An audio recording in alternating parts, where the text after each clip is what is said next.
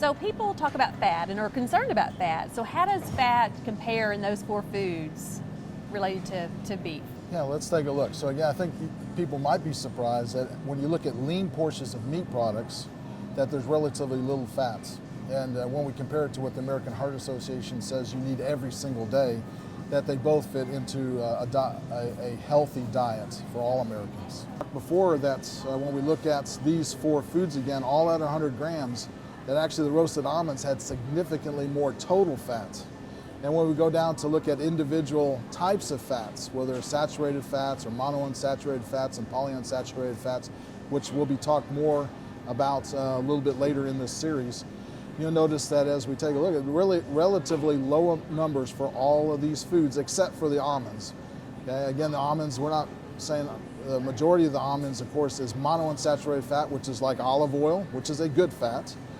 But if you take a look at the levels of fat, they all fit well within the American Heart Association's guidelines. We look at saturated fats, which many people are concerned about or have talked about, and we'll talk more about that later in the series. You'll notice that in that diet, that's about 3 grams in that strip steak of saturated fats, and we compare that to the chicken, about 1.5 grams of fat in the chicken. So does preparation or the way you cook steak or beef, does that impact the fat?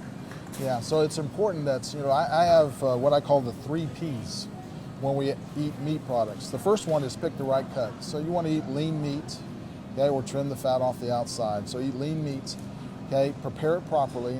So if you take the chicken, about 40 to 60% of chicken is deep fat fried. So that's going to increase the fat level considerably. We're looking at, in the data that I've shown you so far, we're looking at our chicken breast that's been broiled where the fat can drip away.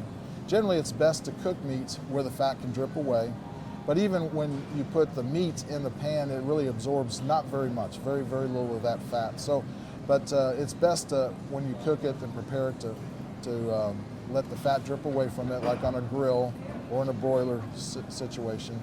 And then finally, you want to eat it in the right proportion. So if you eat a bunch of it, you're going to increase that amount of fat that you're consuming. So again, we're really not talking about a lot of meat. We're talking about, as far as for a day, if you ate total meat, you're looking at about 12 ounces a day. When you cook that down, that's to about 9 ounces, 8 or 9 ounces. And that fits within the American Heart Association guideline and most guidelines for a healthy diet.